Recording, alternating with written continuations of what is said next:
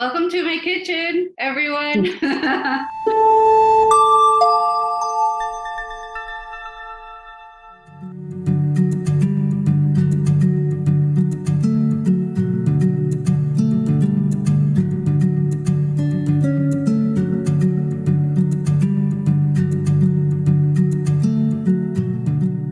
Welcome back to our healthy lifestyle and tips to prevent diabetes. Today we're going to be focusing on making your average dish that you enjoy that's not so healthy, and we're going to turn it around and make it healthier by either limiting salt.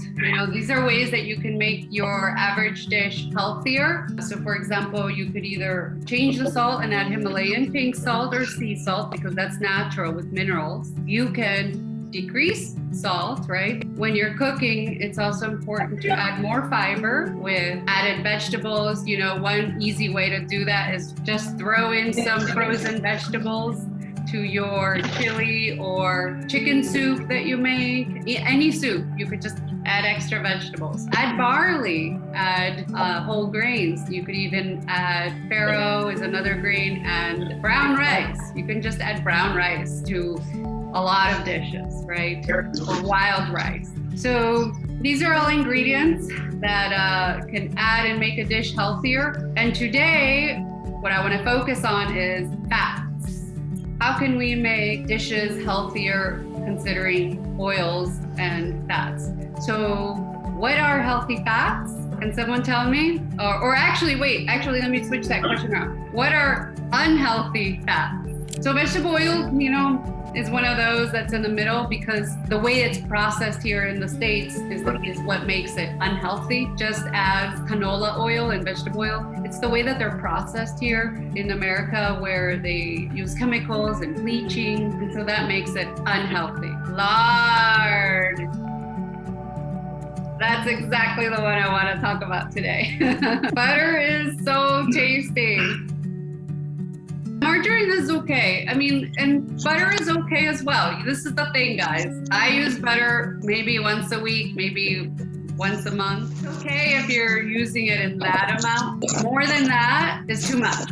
Quantity is important because, who's going to want to eat fried chicken and fried French fries every single day? What do you think would happen if I ate that every single day? We all want to avoid a heart attack, and the way to do it is by choosing healthy fats. And lucky for us, there are lots of them nowadays. So healthy fats like avocado, coconut oil. I want to talk about saturated fats while things are cooking. So let's get started because we need to throw these in the oven. I want to talk about saturated fats. Think about it this way. Saturated fats are solid saturated fat. And that's what we want to avoid. So before we do our chicken, I want to talk about, when we cook, think about the vegetable you're going to pair with your meal. And in this case, I thought, what is this? So today we're going to focus on what goes with Brussels sprouts. Thought, well, some fried chicken and some cornbread. So I drizzled some olive oil on my beautifully cut sprout. This is a good one. I like to use, make sure that's pink. And why is this better? It's healthier because it's natural. So it's got minerals that we do need. Whereas white salt that you buy in a store or the one in the blue bottle, blue container, is not natural. So the focus here is natural. This one is a glaze. It's balsamic vinegar, and it's got fig in it as well. You can just use anything to flavor your Brussels sprouts. So I'm gonna throw these in the oven and then we're gonna work on our chicken. So I'm gonna be doing a little breading for the chicken. I got some drumsticks and breast. And the other thing you wanna keep in mind is getting lean meats, right? Because again, our focus is on having healthy fats and not the unhealthy ones. So you wanna avoid all this extra fat on some chicken that comes when you buy it whole. You can always take it off, but it is tedious. So let me get our breading because I have my egg that I'm gonna put that into. And now I'm gonna prepare our breading because this is a special part. And you don't have to use coconut oil if you don't like it, because it does have a particular flavor. But you could always use avocado oil or grapeseed oil or the olive oil. I like it, but I don't think my mom does. So we're gonna use the avocado one. But it is healthy, by the way. Coconut oil is very healthy because it has a high burning point. It's actually really great for frying and sauteing if you like that flavor. This is brown rice flour. So brown rice, who remembers why brown rice is healthier than white rice? So it's mainly a starch. So brown rice has more fiber, more protein. So it does same as wild rice and black rice. So I have my chicken, it's in my egg here, and I'm gonna just dab it in our healthy breading, which is made up of brown rice and almond flour and spices. Now I'm gonna dab my chicken and throw it in the oven. And next, we're making our cornbread.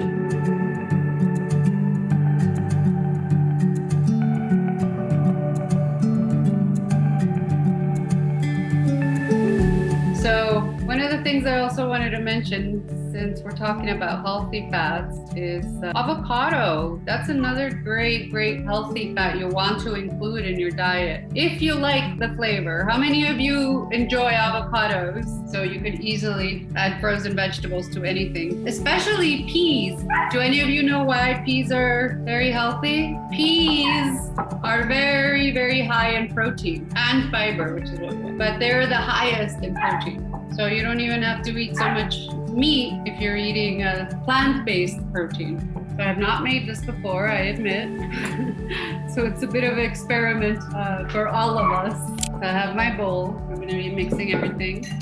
And let's see our recipe. What makes this cornbread healthy is that we're going to be adding, again, the brown rice flour, and we're also going to be using the real frozen veggie corn. The recipe calls for protein powder, which I'm gonna skip today, but I will be using yogurt, and I will be using the almond milk or oat milk that I have today. So instead of using dairy, which reminds me, that's another topic I wanted to mention today, is dairy.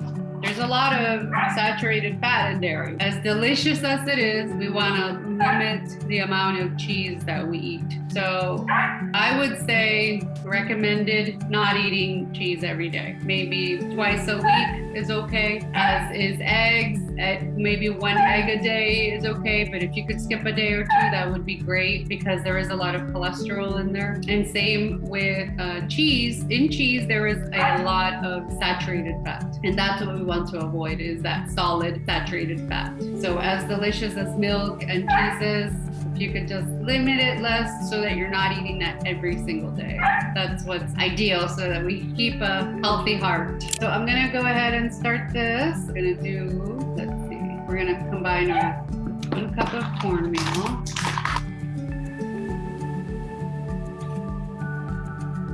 Almost 1 cup. We're gonna be doing 2 teaspoons of baking powder. So I just saw my timer and I have like 5 minutes left. So we're gonna be doing 1/2 teaspoon of salt, okay, and 1/2 cup of our gluten-free, the brown rice flour. By the way, this is very affordable one I found at Trader Joe's. Trader Joe's is actually my favorite place to shop because it's a more affordable, organic. So we're gonna do 1/2 of that.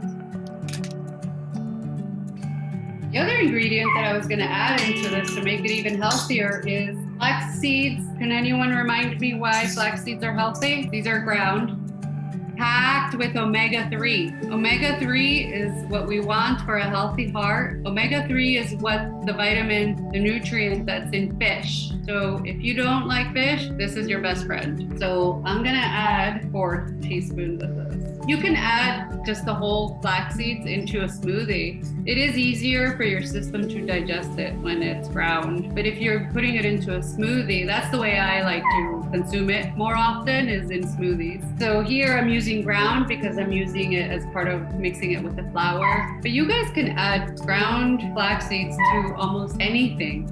The other way I like to add it into my diet is into oatmeal. You know, like I mentioned, smoothies. You can add it into anything that you bake, any bread, and you're gonna get so much nutrients in this bread because of this added flaxseed.